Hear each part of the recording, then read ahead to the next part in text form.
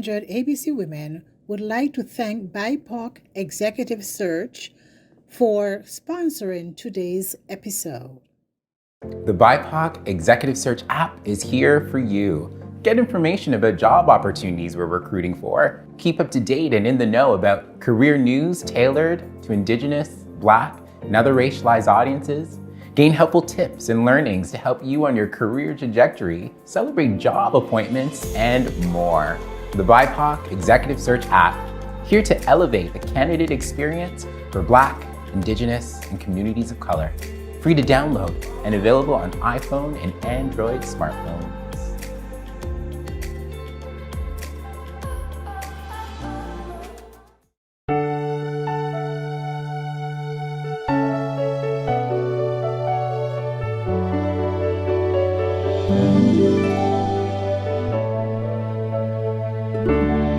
Look how far you have come on your own, but never alone. Through the rain and through the shine, here's your moment, it's your time. You stood tall and now you see, standing in your destiny. 100 woman, growing strong. 100 woman, where you belong. You stood tall and now you see, you have reached your destiny, woman.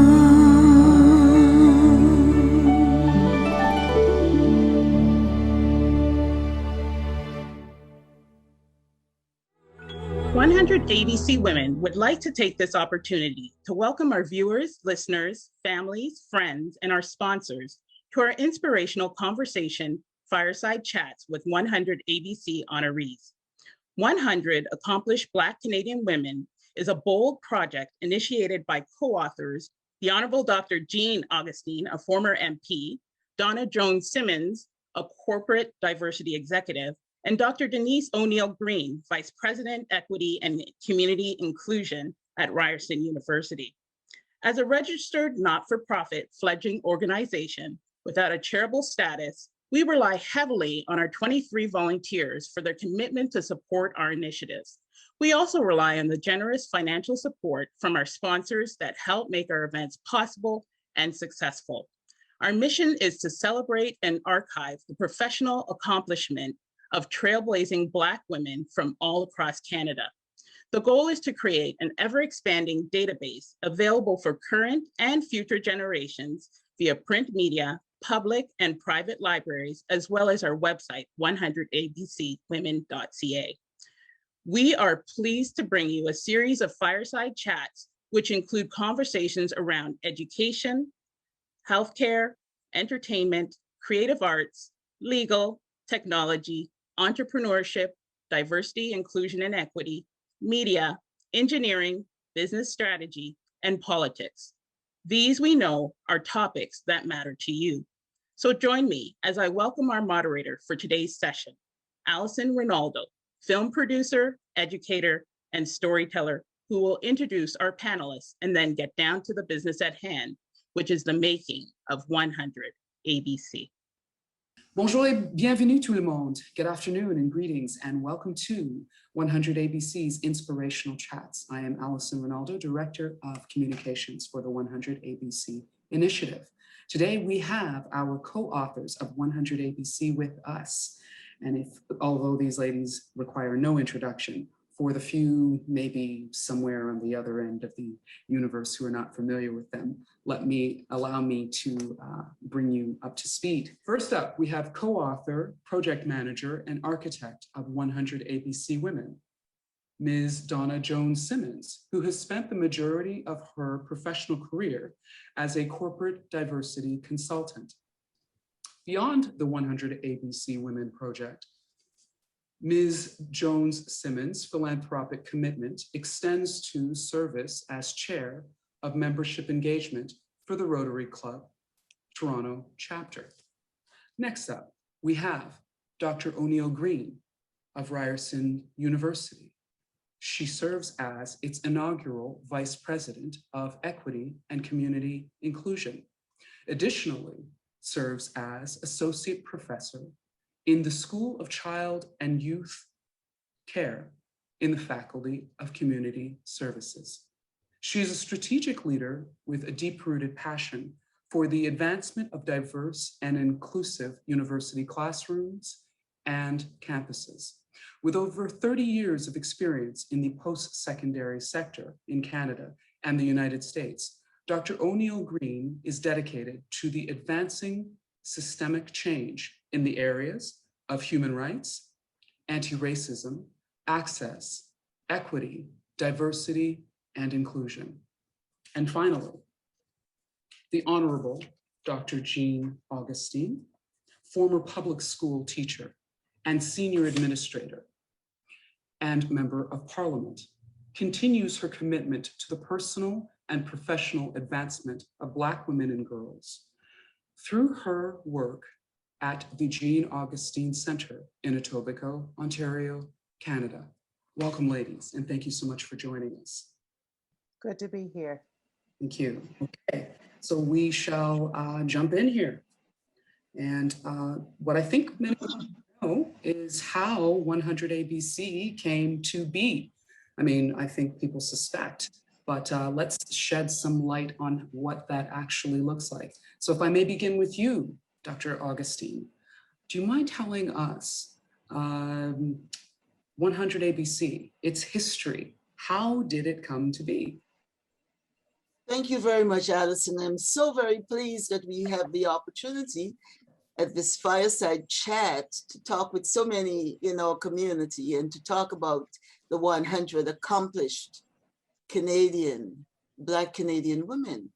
It started out as a venture to say, where are the women's profiles, the women that we knew in community, the women that we see in community, the women who were making such contributions and yet seem not to be part and parcel of the discourse in the general Canadian population.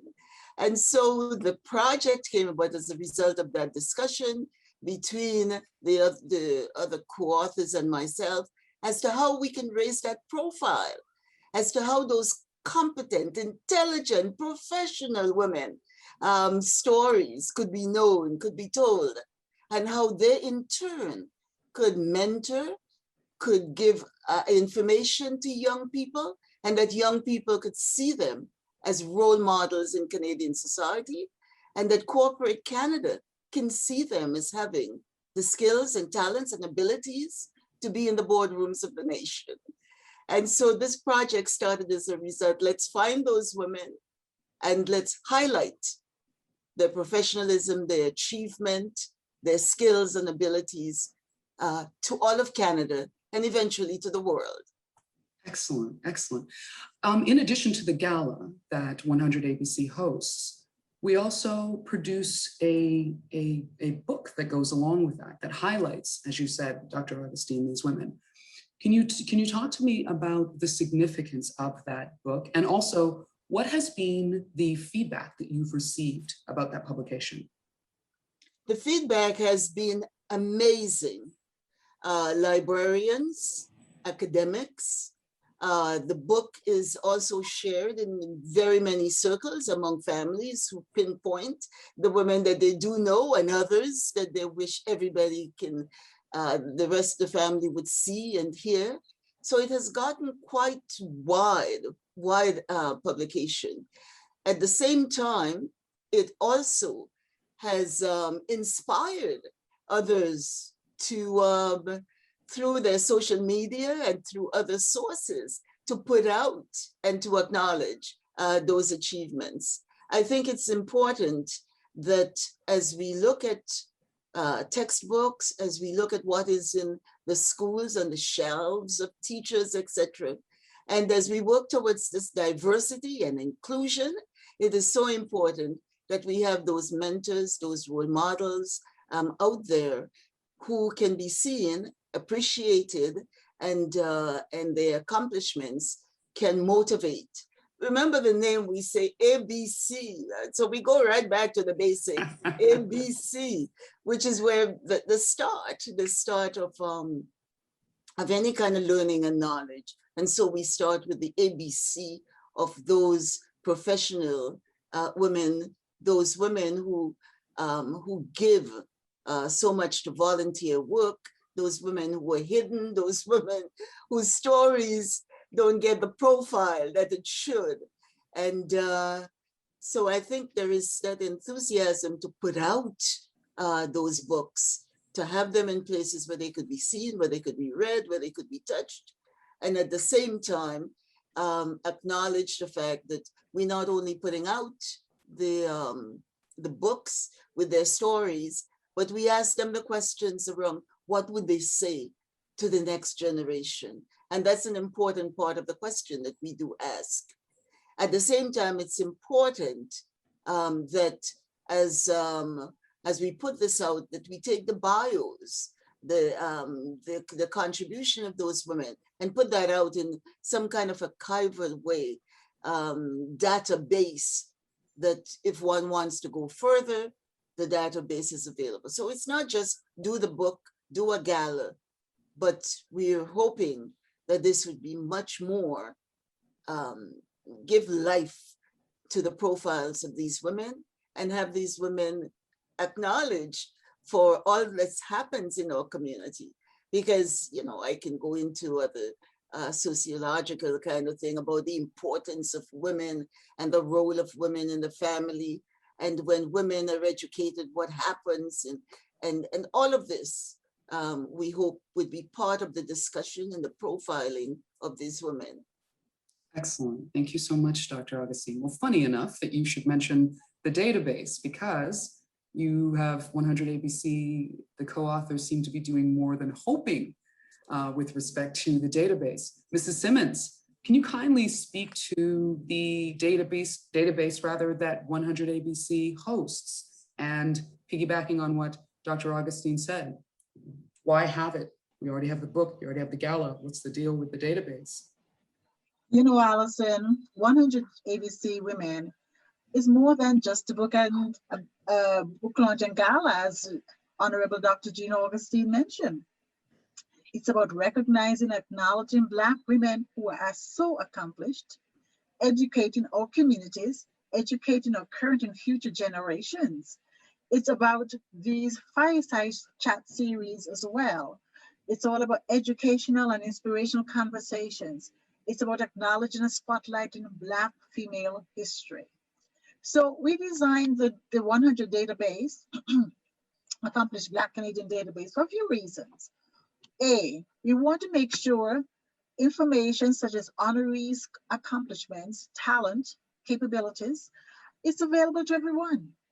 But in particular to organizations, for organizations who are looking for speakers on a range of topics, a wide range of topics, for hiring individuals who have unique skills and talent that somehow seem to be hidden, or may I say, invisible to so many organizations. It is intended to archive this historic information. Sometimes we do need to jog our memories. This database will do just that. Today, you can find 300 honorees, soon to be 400 in 2022, in our database. We also wanted to let Canada know, and as Jean said, let the whole world know that we have accomplished Black Canadian women in just about every province in Canada. Last but not least, and this is important, schools can even use our database as their reference tools. For example, if they are looking for the first Black female MP, voila, Jean is there. They will find her. Or if they are looking to find the first Black female VP for diversity and inclusion at Ryerson University, another aha moment. There is Dr. Denise O'Neill Green. The list goes on. So to answer your question, why is it necessary? The short answer is that too many women have been invisible for far too long. I hope that answers your question. Yes, comprehensively. Yes. No fear of that. So here's the thing, ladies. I have to put this out there because I know a lot of people would be thinking this. And if you mind fielding this, Dr. O'Neill Green, I would appreciate it. Listen, being an accomplished Black woman, I mean, everybody on this panel is that. And you might be accustomed to constantly occupying that space. But there might be other women who are looking at you all going like, yeah, that's them, but I'm not sure that's me. And how do I get to be that? What does that entail? So Dr. O'Neill Green, say to us, talk to us, what is a 100 ABC woman? What does she look like? What's her profile? So we have 100 ABC women who have a range of different profiles, from those who have been in government, participated in the not-for-profit sector, the financial sector, real estate, health, entertainment, fine arts. But what is so unique about this particular project is that we also bring visibility to those unsung heroes, sheroes, we should say, and trailblazers who have brought so much to their communities, but have never taken the time to really pop their own collar or promote themselves. So this is an opportunity for those individuals who recognize accomplished Black Canadian women to put forward nominations to our, actually for 2022, we're accepting nominations now for our next series of publications. And it's really a wonderful way to make the invisible visible, because as Dr. Jean Augustine said, and Donna indicated earlier, it's about showcasing all the wonderful talent that is there across the entire nation. And we also encourage women to nominate themselves. We know how sometimes we feel as though we shouldn't, talk about ourselves too much. That may make us seem like we're being arrogant or not being humble, but there's no worries in speaking to what you've actually done. And we encourage women to put forward nomination of themselves or nominations of other women who they know have contributed greatly to the community and to different sectors. Absolutely, absolutely. So tell me, ladies, what is it that all of you would like everyone else to know about 100 ABC? Is there anything where to yourself you think, I wish people knew that? Is there anybody who wishes to speak to that? Well, Go ahead, Please. Donna. Please, I go can ahead. say that people don't realize that they can actually nominate themselves. Yes, you can. Yes, you can. So I want people to know that, and they can nominate youths. We want to make sure the next generation is part of this movement. Fabulous. Dr. Augustine? Well, I think it's important for us to stress the fact that one does not have to have a PhD in, or one does not have to have, whatever credentials required. But if one has been working, we have criteria laid out. In other words, once you begin to go towards the nomination form and the nomination of individuals, one would find that you have to show some work that you've been doing with women and girls, in the community, with the community. So again, I think that volunteer activity is important, and that work that one is doing to better the lives of Black women in Canada, of the Black community in Canada, and that one has been laboring in the field, as it were, without the necessary, qualifications. And I always go back to my own self. I had a grandmother that raised me, and she had no more than maybe what in Grenada would have been standard 2 education, but she was schooled in the school of hard knocks. and had all the intelligence and the wherewithal. And so again, we want those women to come forward. So we're looking, yes, we're looking for the professionals who are out there doing things so they, at the same time, we have to find those women too, who have been the bulwark and the backbone of so many things in our community. So we want those women also with their work with women, their work with community, their work with young girls. We want to highlight those women also. We also have a section in the book where we look at women who've passed on. And we try to ensure that their memory is alive, and that they too, because they also are part of who we are as accomplished Black Canadian women. And I would like to add Please do. to what's been shared, that when I was talking with a colleague about this project, they seemed surprised that there could be more than 100 women, Oh, dear. you know. So we are on our 4th publication, and that means there's well over 300 accomplished Black Canadian women out there.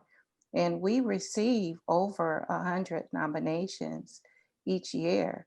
So there are many, many Black Canadian women who are out there, and they're not just concentrated in the province of Ontario.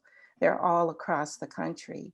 And I think that's very important for people to know, that we're all over the country, from the far East Coast to the far West Coast. And the North. And the North. Absolutely. Absolutely. So, As well as, just as an FYI, so far we have about 130 in the nominations so far for 2022. so far, yes. So far. So far, yes. And, And also there is a process, as we know, Alison, where we have a team who spend, hours on end going through the nominations and looking at the nominators' request to give the nominator full acknowledgement or full study. And we go through very, very thoroughly, so that by the time we select 100, we leave some on the cutting floor, but it's not there on the cutting floor because they're not accomplished, or because they do not have the qualification, but because we want to keep tightly to the 100 number that we have assigned. Fair enough. And ladies, I hate to put you on the spot, but I must. For those who are looking at the 3 of you co-authors going, well, I understand why Mrs. Simmons is part of this. I understand why Dr. O'Neill Green's part. I mean, of course they are. I understand why, Dr. Jean Augustine, of course they're accomplished, but I don't think that's me. I don't know that those are my girls. I mean, that's definitely them. I don't know if that's me. Can you speak to those spaces where people may not see in themselves what you all co-authors see in themselves? Dr. O'Neill Green, you want to start us off? Yes. Actually, going back to what Jean and Donna had mentioned earlier, you don't have to have these kind of typical credentials and your name in lights, so to speak, to be someone to consider as accomplished. Have you brought a difference to your community? Have you made a difference to your organization? Sure, being first can be nice, but also being accomplished has a wide array of definitions, from working with young women and girls, particularly Black women and girls, to influencing the halls of government. So it spans the entire spectrum. Fabulous. Don't be bashful. Put forward your name. Hashtag don't be bashful. Indeed, bold. hashtag go booth. Yes. Exactly. But it is also well known that women in general do not put themselves forward. That's right. You talk to, and I'm coming from the field of politics, as it were. If you talk to women, many of them had to be asked, many of them had to be pushed, many of them had to be co-opted, as it were, to put their names forward, because women don't say, okay, now in my plan, I'm going to do this. Right. You notice, I mean, the history of women in politics in Canada is an example. The early women who were there were there as a result of a husband who had the seat and he died, and the wife got a candidacy, or a daughter taking her father's place, etc., etc. But now we know we have to put ourselves forward, and women know that you can't say, well, I have to wait till I have this, that, because that happens in a number of cases. I know that when I was a teacher in the classroom, and I was to boast, I was a really good teacher, yet I waited till I was 5 years, till I have whatever, and I noticed that some of my male colleagues right away put their name in for vice principal's position. I think women always want to say, well, let me get some more qualifications, let me whatever, let me. And the man says, I'm going to go for it and I'm going to learn on the job. And but we're getting over this now. And as women, we realize this. There are conversations around this. Put your name forward, put yourself forward, form and find networks to move forward so that they can, your talents and abilities. So no more do we put things in there. We be humble, as it were, and put things, or let our light shine in Exactly. Yeah. Yes. Raise your hand. Come forward. That's right. Absolutely. So everyone, our viewing audience, if you've learned nothing else from this interaction, remember this: it's not boastful for us to know what you've done. It is not, braggartly to be able to state that you have accomplished things.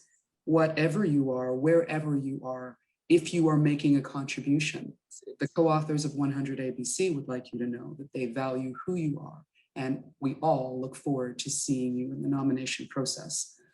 This has been a 100ABC inspirational chat. Thank you. Thank you. Thank you. Thank you very much.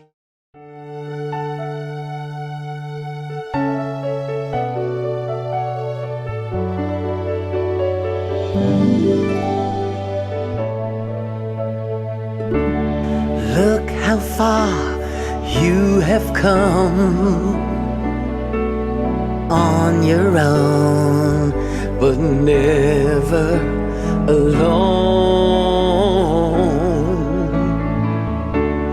Through the rain and through the shine, here's your moment,